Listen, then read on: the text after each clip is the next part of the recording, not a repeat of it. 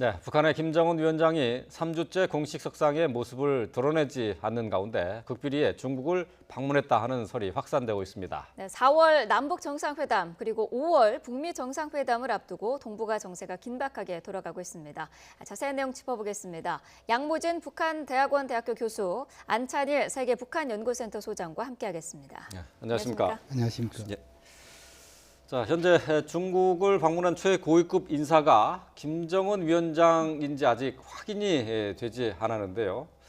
김정일 국방위원장이 베이징을 방문했었을 때, 그러니까 2011년이 되겠죠. 이때 타고 갔었던 열차가 베이징에서 확인이 됐어요. 이 특별 열차에 보통 누가 타게 되는 겁니까? 이 김정일 시대에 보면은 그 중국을 방문할 때 최고 지도자, 김정일 위원장 직접 타고 가는 사례가 많이 있었지요. 예. 지금까지 북한에서 1호 열차 하면은 최고 지도자의 전용 열차이기 때문에 예. 최고 지도자 외에 탑승 가능성이 좀 낮다 이렇게 보시고, 그러나 예. 지금은 김정일 시대가 아니고 김정은 시대이기 때문에 아마 특별 열차에 있어 가지고 김정은 위원장이 직접 타지 않고 아마 특별 사절단, 특사단의 일행이 방중해서 열차를 이용할 가능성은 배제할 수 없다. 그런 생각이 듭니다. 예. 그러니까 지금까지는 이제 이 특별 열차 같은 경우 김씨 일가만 탔을 것으로 예상을 할 수 있겠지만은 그 외에 특사도 탔을 가능성을 배제하지 못한다. 그런 말씀이세요? 그렇죠. 이 북한에서 이 비행기 지금 이제 참매 1호, 2호 이럴 때 전용이 김정은 위원 전용을 했지만도 김여정 특사단이 방남에 있어 가지고 이용을 했잖아요. 예. 그와 비슷한 사례에서 열차도 아마 김정은 위원장의 명령에 의한 특사다. 이에 대해서 특별열차 1호 이용 가능성은 배제할 수 없다는 생각이 듭니다. 예, 예. 단둥 역사가 전날 밤부터 대형 가림막도 설치가 되셨다고 하고요. 주변의 경비도 매우 삼엄했다고 하는데 김정은이 아닌 어떤 김여정이라든지 아니면 다른 특사단이 어도 이 정도의 그 보안은 철저히 하는 겁니까? 다른 사람이 갈 경우에 물론 이제 1호 열차가 가니까 네. 제가 볼 때는 이제 양 교수님 말씀도 있었지만 사실 제가 볼 때는 김여정이나 최용해가 간다. 그런데 1호 열차를 보낸다. 이런 건 조금 맞지 않는 것 같고 네. 제가 볼 때는 아마 김정은 위원장 내지는 아니면 이제 김영남 상임위원장 국가수반급 아니겠습니까? 예. 네. 그래서 지금 베이징에 그 촬영된 모습들을 보면은 이제 에스코트를 받으면서 리무진이 달리는데 네. 앞에 이렇게 에스코트하는 그 모터치크들을 보면은 상당히 국가수반급에 준하는 그 대수가 동원이 된 겁니다. 얼마나 많은 숫자가 동원이 됐냐 이게 중요한데 동원된 걸 보면은 제 생각에는 김정은 위원장이 가든 또 김여정이 가든 그 급수는 외교상 뭔가 이 교환될 내용은 거의 비슷합니다. 김여정이 우리 서울에 와서 역할한 거 보면 김정은 못지않게 역할을 했고 그러나 제가 볼 때는 이번엔 김정은 위원장이 직접 가지 않는다면 아마 국가수반에 해당하는 김영남 상임위원장을 보내서 자신들의 의사를 전달하지 않았나 이렇게도 판단이 됩니다. 예. 네. 저희가 이제 자료 화면을 통해서는 현장의 동영상과 사진들을 계속 좀 보여드리고 있는데요. 그 사진들을 좀 보면서 좀 얘기를 해볼까 싶어요. 그러니까 지금 북한에서 쓰고 있는 특별 열차가 어떤 것인지 좀 외양을 좀 한번 확인해 보도록 하겠습니다. 네. 지금 보면은 말이죠. 지금 화면에 나와 있는 게 이제 녹색의 열차인데 이제 노란색 줄이 가 있어요. 저게 이제 김정일이 과거에 썼었던 특별 열차죠. 그렇죠. 지금 이것은 그러니까 북한을 보통 1호 하면은 1호 사진, 1호 열차, 1호 비행기 이것은 최고 지도자의 상징을 나타내는 겁니다. 그런 차원에서 북한에서 특히 열차, 김정일 시대는 이것이 굉장히 대단한 것이죠. 우리가 지금은 혹시 잘 모를 가능성이 있는데 2000년 8월 31일 날 그 당시 우리 측의 박재규 통일부 장관이 김정일 위원장을 만나러 갔는데 8시간 정도 기차를 타고 간 사례였습니다. 그 당시에 김정일 위원장이 특별 열차를 내줘가지고 아마 그 당시에 김용순 대남비서 함께 타고 간 사례는 있습니다.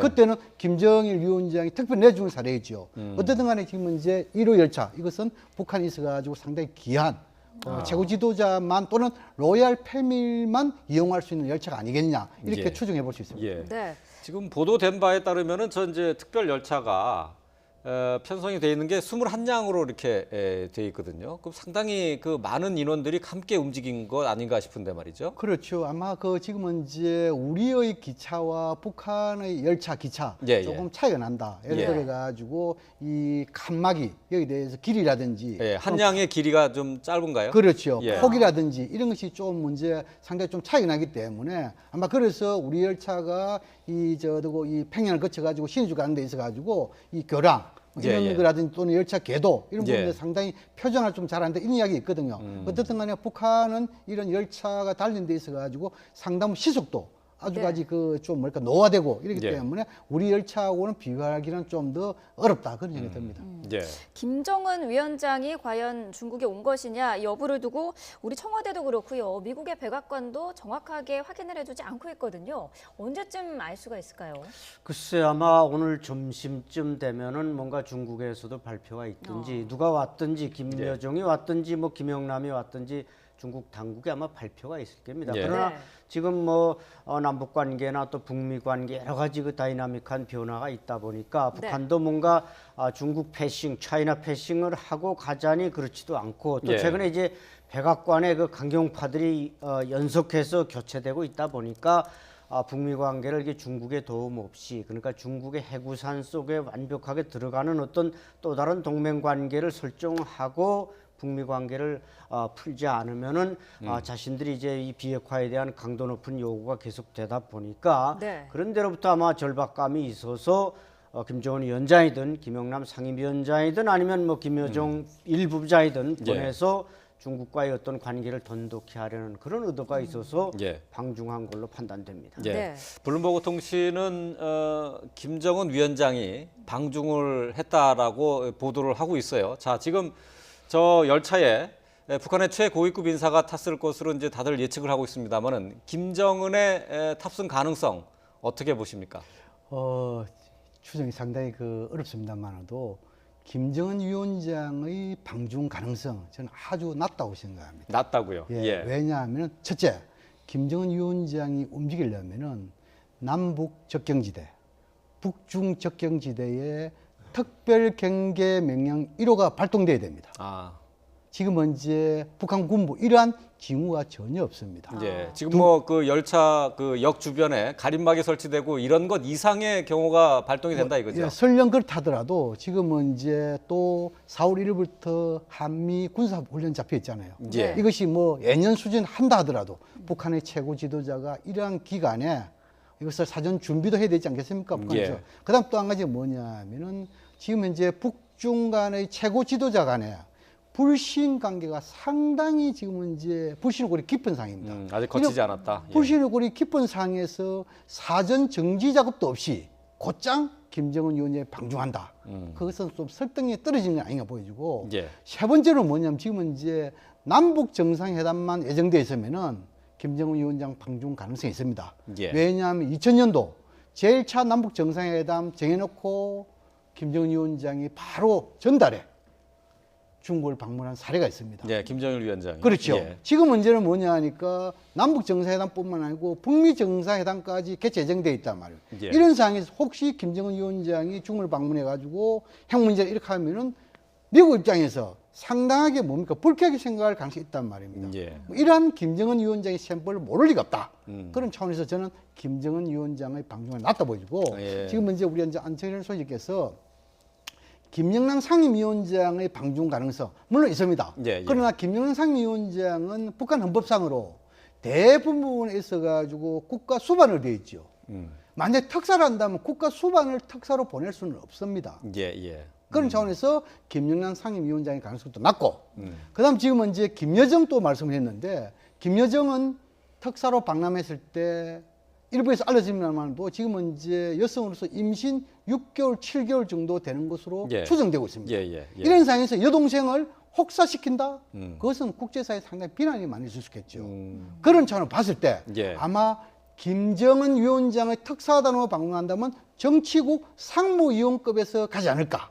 예. 지금 이제 정치국 상무위원급 하면은 김영남 상임위원장, 예. 최용해, 예. 그다음 이제 박봉주 예. 이렇게 있습니다. 예, 예, 여기서 예. 보면은 김영남 상임위원장을 제외한다 하면은 최용해와 박봉주 내각 총리 예. 가능성이 있게 안 돼 보이고 예. 특사단이라 하는 것은 한 사람만 가는 게 아니고 정치국 위원급에 여러 사람이 갈 수 있겠죠. 예. 라고 한다면은 아마 이수용 당 국제부장 예. 이렇게 해가지고 특사단을 꾸려가면서 지금 이제 시진핑 주석이 지금 이제 최근에 연임됐지 않습니까? 국가 예. 주석으로서 예. 여기에 대한 일종의 축하 또 그리고 지금 이제 북중 관계 고위급의 복원 이런 의지가 있겠죠. 예. 이것이 만약에 아니라면은 음. 이렇게도 추정해 볼 수 있습니다.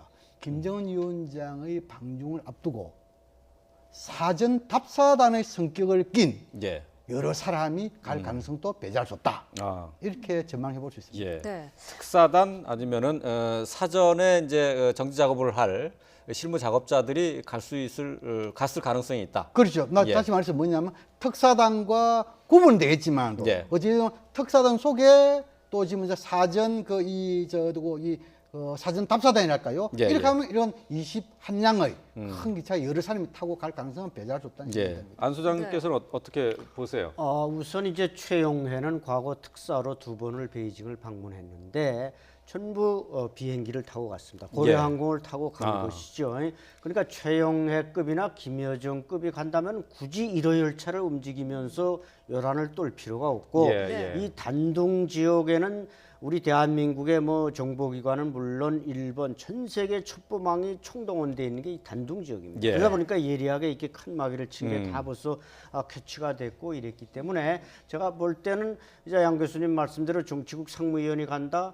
김영남을 빼고는 무슨 박봉주라든지 뭐 최용해라든지 지금 김종각 총정치국장이 올라가서 상무위원회 벌써 보선됐겠습니다만 예. 이런 사람 정도 가는데 무슨 1호 열차를 띄우고 베이징의 인민대회당 주변에 100m에 이거 뭔가 라인을 쳐서 출입을 통제하고 이럴 필요가 없다는 것이죠. 예. 따라서 제 생각에는 뭔가 지금은 중요한 인물이 간 것만은 확실하다. 예. 네. 그리고 또 이제 사전 답사 형식이라고도 이제 지적하셨지만 답사 형식을 가도 베이징 대사관에는 수백 명의 북한의 외교관들이 있고 굳이 평양에서 그렇게 예. 많은 사람이 갈 필요가 있겠는가 이렇게 볼 때는 어쨌든 김정은이 아니면은 김영남이든 뭔가 수반급이 갔길래 예. 중국이 저렇게 야단 법석을 친 건 아닌가 예. 저는 그렇게 예, 그러니까 안 소장님께서는 그러니까 김정은의 가능성도 배제할 수 없고 예. 김여정이나 또 최룡해 또 김영남까지도 생각을 해볼 수 있다. 이렇게 그렇죠. 저는 보시는 첫 거죠? 번째가 김정은이고 두 번째가 김영남이다. 이렇게 저는 판단합니다. 예, 그렇군요. 근데 어쨌든, 어쨌든 예. 저 뭐 미국이나 뭐 미국도 뭐 저 중국에 물어보라고 얘기를 했습니다만은 중국 외교부에서도 파악된 게 없다라고 얘기를 했어요. 지금 중국에서는 언제쯤 이게 파악이 돼서 그러니까 뭐 파악은 물론 하고 있겠지만은 이제 대외적으로 알려주지 않고 있는 것인데 언제쯤 알려주게 될까요? 적어도 중국 외교부가 알려줄 내용이 없다, 파악된 게 없다. 또 지금 백악관에서도 상당히 뭡니까 김정은 위원장의 가능성이 좀 희박한 이런 메시지 보내지 않습니까? 우리 또 청와대도 지금은 이제 아직까지 확인이 없다. 이런 부분에 대해서는 아마 김정은 위원장의 방중 가능성이 낮다는 판정이다. 저는 그렇게 보거든요. 네. 예. 또 그리고 지금은 이제 중국이 물론 정치적으로는 공산 국가이지만 지금은 이제 SNS라든지 기타 이런 부분은 상당히 활발한 움직이지 않습니까? 지금은 이제 예를 들어 김정은 위원장이 밤늦게 왔으면 그에 대한 포착을 못 했겠죠. 예. 그럼 지금은 이제 움직였다라고 한다면 중국의 인민들, 시민들 거기에 대해서 굉장히 열을 가지고 지금 사진 촬영을 하고 있단 말입니다. 예. 그런 측면을 봤을 때 지금 그런 징후가 아직까지 나타나지 않고 있다라는 측면을 봤을 때는 김정은 위원장의 가능성이 낮다 이렇게 보여지고 그래요? 혹시나 김정은 위원장의 가능성이 있다라고 한다면은 아마 중국도 지금 이제 최근에 우리도 지금 이제 방북 특사단 이래가지고 정의용 안보실장이 직접 중국에 와서 설명하지 않았습니까? 예. 라는 측면을 봤을 때 중국도 적어도 김정은 위원장이 방중했다면 아마 우리쪽을 통해 가지고 적어도 1시간, 2시간 전에 알릴 가능성이 있다 이렇게 보거든요. 예, 예. 지금 그런 징후가 없기 때문에 아마 김정은 위원장 가능성이 낮지만 어떻든 간에 중국 입장에서 혹시 과거의 경제적 사례를 비춰둔다면 적어도 오늘 예. 늦어도 내일 정도까지는 확인 가능한 이런 메시지를 보내지 않을까 이렇게 생각이 듭니다. 그러니까 양 교수님께서는 그러니까 김정은 위원장이 방중을 했다고 하면은 바로 중국에서 확인해 줬을 것이다. 그런 생각이신가요? 바로는 아니지만도 예. 적어도 언론을 통해서는 바로는 아니지만도 네. 관계 당사국 예를 들어 가지고 미국이라든지 우리라든지 이런 부분에 대해서는 적어도 1시간 내지 2시간 전에 뭐 국가 간에는 뭐 통보를 해줄 수 있겠죠. 근데 그렇죠. 언론에 이제 언론에 확인 있을 발표해 경우 주는 적어도 것은 뭐 하루 내지 예. 이틀. 왜 이것은 뭐냐면 북중 간의 협의에 의해 가지고 밝힐 것이냐 말 것이냐 하는데 과거 경험적 사례 봤을 때는 중국도 시민들에 대한 관심을 갖고 언제든지 이게 잘못하면은 확인돼 가지고 당국의 공식적인 발표 이전에 예. 이것이 새 나갈 가능성이 있기 때문에 적어도 하루 이틀 내에는 중국에서 공식적으로 발표할 가능성이 있다는 것이죠. 예, 네. 예. 어쨌든 최고위급이 중국을 간 것만은 분명한 것 같은데 왜 이 시점일까라는 생각이 들거든요. 왜냐하면 그동안 북한은 뭐 남북 정상회담이라든지 미북 정상회담의 그 진척 과정에서도 중국을 사실상 배제를 해왔는데요. 그 정상회담 두 차례 정상회담 앞서서 중국의 최고위급이 갔다? 왜 그런 걸까요? 그렇죠. 이게 중국을 좀 무시하고 지금 뭐 북중 관계가 상당히 적대적이다 이런 정보까지 들어오고 있지 않습니까? 네. 그럼에도 불구하고 아까 말씀드린 대로 백악관이 워낙 이 초강경 그 매파들로 교체되면서 이번에 핵 타결이 잘 안 되면 북한을 공격할 수도 있다. 이런 아마 위기감을 북한이 느꼈기 때문에 결국 남북 정상회담, 북미 정상회담이 진행되기 전에 중국은 물론이고 러시아까지 특사를 보내서 자신들의 입지를 설명하고 차후 뭔가 자신들을 좀 안보적으로 이렇게 동맹 관계를 중요시 이렇게 잘 그 맺어주는 것이 좋다 이런 판단하에 보냈다고 보는 것입니다. 그렇기 때문에 네. 저도 양 교수님처럼 김정은 위원장이 직접 갔다고 생각되지는 않습니다. 네. 적어도 김영남, 뭐 김여정, 그러니까 우리 서울에 왔던 특사들, 예, 예. 우리가 이제 정의용 뭐 이런 서훈 이런 특사가 미국에 갔다 와 평양 갔다 와서 미국도 가고 중국도 가고 일본도 가지 않았습니까? 예. 마찬가지로 북한도 대한민국에 왔다 갔던 특사들이 베이징에 가서 설명하고 또 모스크바에 가서 설명해서 이제 뭔가 자신들의 독단적으로 미국과 상대하기에는 너무 버겁다. 예. 결국 중국의 지지나 러시아의 지지를 끌어낼 때만 자신들이 향후 뭔가 회담에서 비핵화 문제가 완전히 타결되지 않았을 때 올 수 있는 어떤 강력한 제재나 압박이나 또 타격이나 이런 것까지도 대비해야 되겠다는 절박함으로부터 가지 않았겠는가. 예, 예, 예. 저는 그렇게 판단합니다. 예. 네. 네, 북한의 최고위급 인사의 갑작스런 방중입니다. 자, 그렇다면은 여기에 북한이나 또 중국이 느끼고 있는 어떤 외교적인 어떤 전략은 어떤 것들이 있을까요? 만약에 중국에 대해서 북한이 특사단을 방해했다는 건 상호 윈윈 전략에 의한 것이 아니겠느냐. 예. 다시 말해서 중국 입장에서는 최근 그 이 남북 정상회담, 북미 정상회담 개최 앞두고 상당 부분 바쁘게 돌아가는 상황에서 중국 입장에서 중국 패싱 이야기가 많이 있지 않습니까? 예. 네. 그런 부분이 있어가지고 잘못하면 육자회담 의장국으로서 한반도에 대한 영향력 상실 이런 우려가 있기 때문에 아마 그런 차원에서라도 중국에 있어서는 특사단의 이 방중을 요청할 가능성이 있다. 저는 그렇게 보여지고 예. 또 두 번째로 북한 입장에서는 지금은 이제 북미 간의 정상회담 이후 비핵화 평화체제라고 간다면은 차후에 중국의 도움이 상당히 필요하다는 것이죠. 예, 뭐 예. 경제적인 협력이라든지 기타 평화협정이나 이런 거 갖다 하면은 결국은 중국의 도움이 필요한 거 아니겠어요? 그럼 저는 봤을 때 아마 특사단의 이런 서로 이 방중을 통해 가지고 이 지금 악화된 양국 관계 복원하는 예. 이런 차원에서 아마 북한 입장에서 중국 입장에서 모두 윈윈하는 전략을 가지고 있다. 저는 그렇게 생각을 합니다. 예. 네. 예. 그럼 이런 북한과 중국과의 접촉이 앞으로 있을 그 남북 정상회담이나 북미 정상회담에도 영향을 미칠 수밖에 없겠죠. 그렇죠. 뭐 이제 어떻게 보면 그야말로 차이나 패싱을 중국은 우려하고 있었고 네. 특히 아마 이번에 한 가지만 더 추가한다면 북한으로서 지금 그 무연탄 수출, 철광석 수출이 전면 중단되면서 상당히 군인들이 굶주리고 식량 문제가 상당히 위기로 지금 치닫고 있다고 네. 합니다. 국경 일대 군인들에게 뭐 하루 세 끼 중에 이제 한 끼만 공급될 정도로 식량이 부족하다 보니까 아마 네. 이번엔 그런 뭔가 지원 문제, 원조 문제를 요청할 가능성도 있고 그러나 어쨌든 이렇게 브리핑을 잘 해야만 중국이나 또 러시아나 이런 주변 강대국들이 어떤 백업을 받을 수가 있지. 북한 독단으로 남북 정상회담하고 또 북미 정상하면서 어떻게 보면 평양이 혼자 북치고 장구치고 하면 그것을 바라보는 중국이나 러시아로서는 상당히 그 외교적으로나 이런 데서 볼 때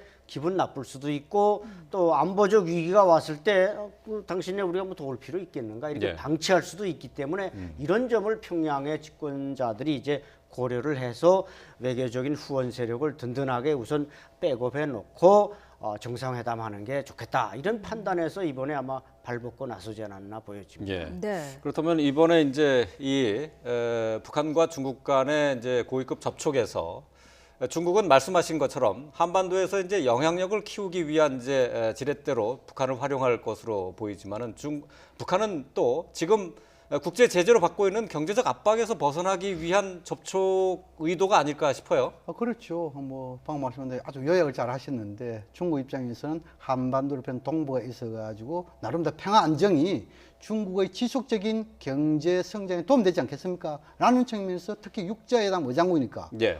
소위 말해서 한반도에 대한 영향력 유지 이렇게 보이고 북한 입장에서는 지금은 이제 중국을 비롯한 국제적 압박 제조 속에서 고립화가 돼 있지 않습니까? 예. 이런 차원에서 이런 고립을 탈피하기 위해 가지고 남북 관계도 복원돼야 되고 북미 관계도 복원돼야 되고 특히 우호 협력국이라는 북중 관계가 복원되는 것이 나름대로 도움되지 않겠습니까? 예. 그런 예. 차원에서 이 그 고위급의 특사단의 방중 이것은 어찌 보면은 북중 관계 복원의 신호가 될 수 있습니다. 예. 지금 이제 특히 북한 입장에서 원래 김정은 위원장의 신사를 보면은 올해 9월 9일 국전 소위 말해서 북한 공화국 창건 70주년 이것을 예. 민족 경사회라해서 굉장하게 기념을 하겠다는 측면 있지 않습니까? 예. 라는 측면에서 이번에 북한의 특사단이 방중해가지고 시진핑 주석의 연임을 축하하는 예. 그러한 역할을 한다면은 차후 구구절을 앞두고 중국의 또 고위급이 예.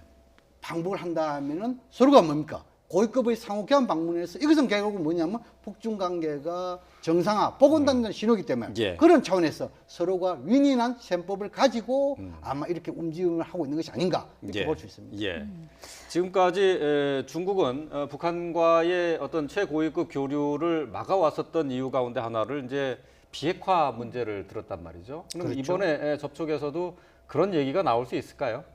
그렇죠. 아마 그 문제가 핵심일 수 있습니다. 즉 북한은 지금 핵을 포기하지만 안 되는 상황으로 몰리고 있지 않습니까? 그래서 이제 지난해는 중국의 특사가 시진핑의 친서를 전달하고 왔는데도 김정은이 만나주지 않았습니다. 예. 이게 네. 결국 유엔 제재에 동참하고 있다는 데 대한 북한의 반발인데 예. 이번에 이제 남북 정상회담, 북미 정상회담의 아젠다의 핵심은 바로 비핵화입니다. 그러니까 비핵화를 했을 때 북한은 어디에다 기대서 체제를 유지하느냐. 결국 중국밖에 없지 않겠는가. 예. 그러니까 중국의 해구산 밑에 완벽하게 들어가는 문제를 이번에 중국과 논의하고 또 하나 더 빼놓을 수 없는 것은 결국 북한이 비핵화를 하고 남북 관계, 북미 관계를 회복한다면 북한으로서는 어떤 변화의 길로 나가야 됩니다. 예. 시장 경제. 그 예. 모델이 중국이 될 수밖에 없기 때문에 이번에 가서 중국에게 우리가 변할 때 당신들이 어떤 경제적 지원을 해줄 수 있고 또 우리는 당신들의 모델을 분명히 따르겠다. 예. 그럴 때 올 수 있는 여러 가지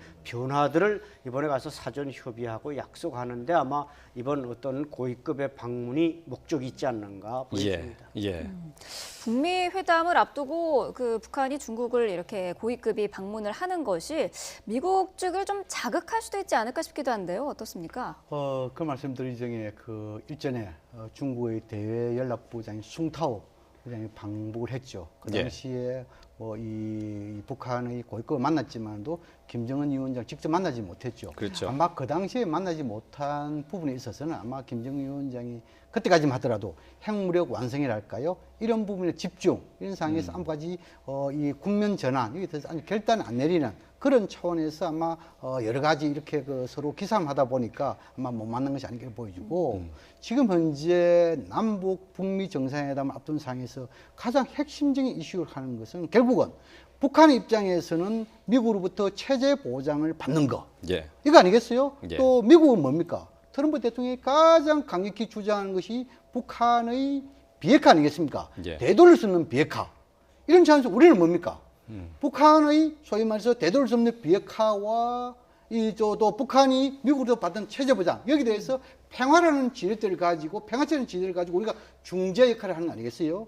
그런 차원을 봤을 때 지금 혹시 김정은 위원장이든 아니든 예를 들어 가지고 고위급의 특사단의 방송을 통해 가지고 비핵화 문제를 언급하지 않을 수 없겠지요. 예. 근데 여기서 지금 이제 북한이 미국에 던질 선물을 중국에 먼저 던졌다라고 한다면은 트럼프 대통령 입장에서 기분 좋겠습니까? 그렇죠. 이것을 김정은 위원장이 모를 리가 있겠습니까? 그래서 막 그런 차원을 봤을 때도 아마 좀 지금까지 언론에 나왔던 원론적인 예를 들어 가지고 비핵화 부분에 대해서는 선대의 요원이다. 뭐 이런 부분을 한 번 더 하면서 예. 초점은 북미 관계 복원 정상화에 초점이 있는 것이 아니겠느냐 이렇게 예. 추정해 볼 수 있습니다. 예. 네. 바로 이제 그 부분인데요. 이제 지금 북한으로서는 이제 미국의 압박을 느끼는 것이 미국의 이제 국가안보보좌관, 그 외교안보 팀들이 이제 강경파들로 이제 다 바뀌었단 말이죠. 지금도 존 볼턴 미 백악관 그 국가안보보좌관 같은 경우 지금 계속해서 이제 북한에 대한 압박을 이어가고 있습니다. 자. 초강경 매파인 존 볼턴 국가안보 보좌관 내정자가 한 얘기인데요. 언론과 인터뷰에서 말한 내용들입니다. 지금 정리가 되어 있는데, 자, 북한은 시간을 벌려고 협상을 최대한 천천히 굴려가려고 할 것이다. 협상에서 바로 비핵화 본론으로 들어가야 한다라고 이렇게 밝혔습니다. 그러니까 북한이 이제 북미 정상회담을 통해서 시간을 벌려고 할 것이기 때문에 이것을 최대한 늦추고 최대한 그러니까 시간을 벌게 하는 작전에 말려들지 않겠다 이렇게 지금 확인한 거죠. 그렇죠. 존 볼턴이 이제 가장 그 임명이 되면서 무섭게 말한 것이 트럼프가 회담장에서 김정은과 마주 앉아 회담하다 벌떡 일어나 나올 수도 있다. 그러니까 예. 그게 맞는 그러니까 단방에 25년간 질질 끌어온 걸 또 뭔가 끌고 연장할 생각 말고 단방에 뭔가 대답을 트럼프한테 내놓지 않으면 트럼프는 벌떡 일어나 나온다. 이걸 이제 경고한 것이 제가 볼 땐 가장 그 무서운 발언이라고 볼 수 있는데 과거 이제 존 볼턴은 2006년 그 말하자면 북한에 이제 그때 북한이 2006년 10월에 1차 핵실험을 하지 않았습니까? 그때 이제 유엔의 그 대사로 있었고 그 당시 이제 유엔의 1718 제재가 나왔습니다. 그때 이제 북한의 그 박기련 대사가 자리를 박차고 나가 버렸습니다. 그 제재안이 통과되니까. 이때 이제 존 볼턴은 그 박기련이 앉았던 빈 의자를 가리키면서 북한을 유엔에서 축출해야 된다. 이렇게까지 이제 강경하게 말했던 사람이 지금 바로 북한의 비핵화를 위한 지금 어떻게 보면 안보 수장으로서 지금 돌아온 겁니다. 그렇기 때문에 북한으로서는 상당히 두려움이 많고 바로 그런 절박감이 지금 북한의 뭔가 고위급이 베이징도 찾아가야 되고 모스크바도 찾아가야 되는 이런 외교적인 뭔가 백그라운드를 마련하는 이런 움직임으로 지금 나타나고 있지 않는가 보여집니다. 네. 과거에는 북한이 이 볼턴 내정자에 대해서 원색적으로 비난을 했습니다만 이제 그 내정자가 되니까 아무런 비난을 하지 않고 있거든요. 어떤 속내가 있을까요? 그건 똑같습니다. 이 볼턴 국가안보 보좌관이 밖에 있을 때는 많은 이야기를 했지요. 북한에 대해서 독재국가 악의 축부터 해가지고 상당히 했는데 실제로 안을 들어오면은 또 달라질 수밖에 없습니다. 안을 들어오면은 대통령의 참모가 될 수밖에 없습니다. 대통령의 뜻을 따르지 않으면 당장 해임될 가능성이 높지 않겠습니까? 그런데 지금은 이제 볼턴에서 가장 우려스러운 것은 독단주의가 상당히 강합니다. 지금 이제 대통령의 국가안보 보좌관 하면은 안보 부서간의 여러 가지 이런 의견 이것을 총괄 조정하는 것이 상당히 역할이 많잖아요. 이런 부분에서 대통령의 뜻은 잘 듣겠지만도 조정하는 부분에서 상당히 어려움이 있을 거다. 이런 부분을 어떻게 볼턴 자신 또는 트럼프 대통령이 어떻게 조정해 주냐 여기에 대해서 이 소위 말해서 대북 정책 트럼프 대통령 대북 정책에 대해서 성과 낼 수 있는지 없으니까 아니냐 이 보여주고 북한 입장에서도 아마 이렇게 할 겁니다. 뭐 대외 부분에 있어가지고 특히 이번 북미 정상회담에서는 볼턴보다도 트럼프 대통령의 결단에 의해 가지고 하는 거기 때문에 여기에 대해 조금 안심 하나 있을 것 있고 두 번째는 뭐냐면 지금까지 대북 정책 비핵화 관련해 가지고 이 미국에서 가장 중요한 부분은 트럼프 대통령과 CIA 중앙정보국 지금 이제 폼페이오 이 폼페이오 국장이 지금 이제 국무장관으로 내정된 상황이 아닙니까? 네. 그럼 지금까지는 뭐 폼페이오 국장과 트럼프 대통령과의 신뢰관계 이 속에서 북한의 비핵화 대북 정책 이런 게 있기 때문에 아마 북한이 지금 이제 좀 조용히 하고 있는 부분에 대해서는 예. 좀 더 감망을 하다가 혹시나 볼턴이 좀 더 강하게 나오면은 거기에 대한 맞대응 던져주겠죠. 그런데 예. 지금 더 중요한 것은 트럼프 여기 폴턴에 공격함을 해가지고 트럼프 대통령이 펌프에 대한 예. 잘못된 인식을 주고 있기 때문에 조금 지금 문제는 감망하고 있다. 예. 다시 말해서 볼턴이 무슨 이야기를 하더라도 좀 감망하고 있다. 이렇게 이해하면 될 것 같습니다. 예. 네. 북한이 이제 관망하고 있기 때문에 볼턴에 대해서 별다른 어떤 언론 성명이나 이런 걸 내놓지 않는다라고 말씀하셨는데, 근데 어쨌든 북한으로서는 북미 정상회담을 진행하는 과정에서 이 볼턴과 같은 강경파의 등장은 상당히 부담스럽지 않을까요? 그렇죠. 뭐 지금 이제 국가안보보좌관일 경우에는 뭐 이 동북아 정책뿐만 아니고 북한, 뭐 한반도 다 관계되기 때문에 뭐 예를 들어 가지고 온건파가 오는 것보다는 상당히 불리하고 네. 부정행하겠죠. 그러나 지금 이제 북한 입장에서 김정은 위원장 이미 비핵화라든지 북미 관계 정상이라든지 큰 결단을 내렸기 때문에 아마 그 선상에서 트럼프 대통령도 정상회담을 수용했고, 그렇다 하면은 아마 북한도 거기에 대해서 높아심에서 이런 예. 강경파들에 대한 여러 가지 뭐 이에 대해서 전략은 짜겠지만도 핵심적인 부분은 아마 트럼프 대통령과 직접 하려는 그런 전략으로 가지 않을까 예. 그렇게 전망을 합니다. 예. 네. 지금 뭐 김정은 위원장도 거의 3주째죠. 공식 석상의 모습을 드러내지 않고 있는데 아무래도 그 외교 무대의 데뷔를 앞두고 있기 때문에 많은 준비를 하고 있겠죠. 그렇죠. 뭐 김정은 위원장으로서는 사실 지금 외국에 한 번도 유학 외에는 나가본 적이 없습니다. 예. 네. 지도자가 된 이후에는. 그렇다 보니까 이 남북 정상회담, 북미 정상회담에 대해서 많은 학습이 필요할 거고 또 스터디가 필요할 텐데, 이번에 이제 만약에 지금 중국에 갔다면은 그런 이제 사전 여행 연습도 할 겸 갔을 가능성도 있죠. 그러나 네. 이제 그 가능성은 대단히 낮다고 하는데, 제가 볼 땐 중국 외교부가 저렇게 1호 열차가 분명히 단동역을 통과했는데도 아니라고 자꾸 우기는 것은 뭔가 비중 있는 인사가 왔기 때문에 우기는 것이지, 네. 그렇지 않다면 뭐 탁 이렇게 오픈해 버릴 텐데, 그런 점에서 3주째 안 나타나고 있는 것은 결국 남북 정상회담은 아직 꼭 한 달이 남았습니다. 그리고 뭐 북미 정상회담은 2달 남았다 이렇게 볼 수 있는데, 과연 그럼 3주 동안 중국에 가기 위한 뭔가 학습을 했는지 예행 연습을 했는지, 어쨌든 김정은으로서는 모처럼 이제 4월 5월에 국제사회의 얼굴을 내밀고 그야말로 정상 외교를 펼쳐야 되다 보니까 네. 많이 그 연습해야 될 것, 뭐 특히 이제 용어 문제라든지 미국 대통령과 할 때 뭐 용어를 잘한다 못한다 말이 예. 많습니다만은 어느 정도 인사라든지 예우라든지 의전이라든지 이런 면에서는 상당히 김정은 위원장으로서는 지금 해야 될 일이 많이 있는 겁니다. 예. 네.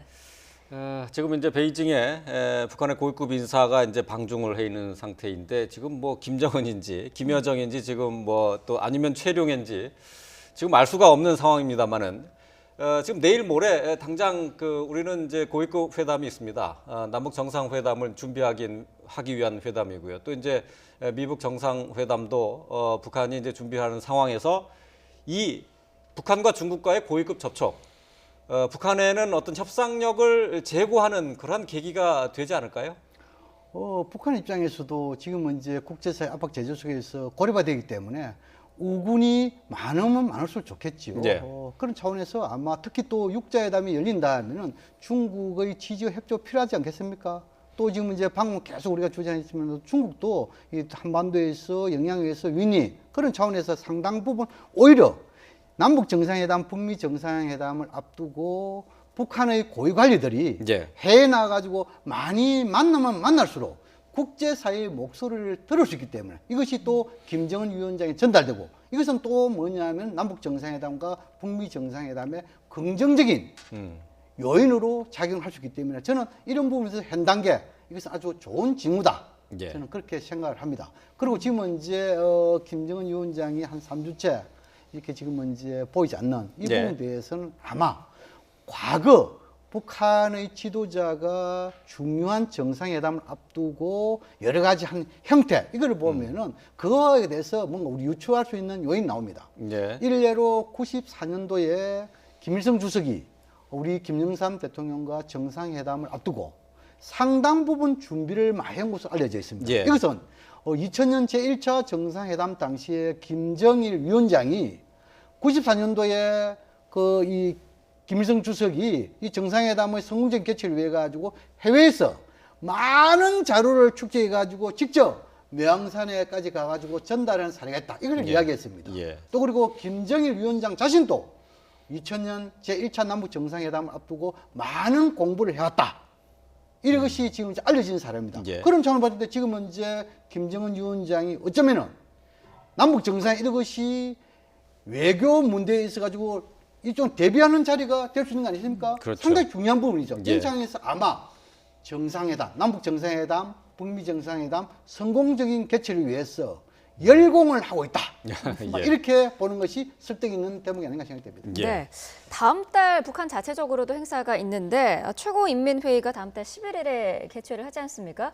이날 김정은이 공식적으로 모습을 드러내서 앞으로 남은 그 두 차례의 정상회담과 관련한 어떤 메시지도 낼 수가 있을까요? 예, 지난해와 똑같이 이제 4월 11일 날 최고인민회의가 열리는데 네. 과거에 보면 가끔 최고인민회의 안 나온 적도 있습니다. 왜냐하면 저것은 이제 국가적인 행사이기 때문에 뭐 예산 문제, 조직 문제 몇 가지 문제를 다룹니다만은 좀 관습적이고 연례적인 문제이기 때문에 꼭 최고 지도자가 나오지 않아도 별 문제가 없는 회의입니다. 김영남 상임위원장이 주로 주관한 회의고 김정은 위원장은 물론 국가를 대표하는 직의 국무위원장이라는 직책을 가지고 있지만 노동당 위원장이기 때문에 굳이 이제 최고인민회는 안 나와도 되지만 아마 이번에 이제 등장한다면은 베이징에 등장하는 게 아니라면 아마 11일 날에는 김정은 위원장이 등장할 가능성이 높다. 그래서 뭔가 이제 김정은이 남북 관계, 북미 관계 개선 이후에 북한 정권을 이끌어갈 인사들 뭐 세대 교체를 할 수도 있고 예산 문제도 외교 분야에 많이 또 돌릴 수도 있고 이런 면에서 일단 11일 날 다음 달 11일 날 개최되는 최고인민회의는 좀 여느 해와는 다른 모습으로 변화되는 모습들을 보여줄 가능성은 높습니다. 자, 김정은이 중국을 방문했다 하는 소식이 아직 확인되지 않았습니다만은 계속 확산되고 있습니다. 그 부분에 대해서 좀 잠깐 조금 추가할 말씀하시죠. 지금까지 그 북한이 남북 정상회담, 북미 정상 이것이 그 주요 언론을 통해 가지고 거의 밝히지 않고 있습니다. 그것은 뭐냐면 아직까지 정상회담에 대한 날짜가 확정이 되지 않았기 때문에 그렇게 볼 수 있거든요. 근데 지금은 이제 오는 29일인가요? 지금 이제 남북 고위급 회담에서 정상회담 개최와 관련해 가지고 어쩌면은 이번 고위급 회담에서 정상회담 날짜 이것이 확정될 가능성도 있다고 저는 보거든요. 그렇다 하면은 그 이후에 북한의 최고인민회의가 개최가 되기 때문에 김정은 위원장이 만약에 참석을 한다 하면은 이런 정상회담과 관련해 가지고 여러 가지 한반도 평안정, 비핵화 이런 부분에 대해서 직접 언급을 할 것인가 이것이 상당히 관전 포인트가 될 것이다 이렇게 보시고 두 번째는 혹시 김정은 위원장이 뭔가 메시지로 언급을 한다 하면은 최고인민회의에서 이런 김정은 위원장의 대남, 대미, 대외정책 이런 부분에 대해서 지지를 하는 결의안을 채택할 가능성도 배제할 수 없습니다. 그런 차원에서 이번 최고인민회의 상당히 관전 포인트로서 중요한 대목이 있을 것이다. 그렇게 전망을 합니다. 어떤 메시지를 전달할 수 있는 장소가 될 수 있을 것이다. 알겠습니다. 북한의 최고위급 인사가 지금 중국에 방문해 있습니다. 자, 관련 내용들을 함께 짚어봤습니다. 양무진 북한대학원 대학교 교수, 안찬일 세계북한연구센터 소장과 함께했습니다. 고맙습니다. 맞습니다.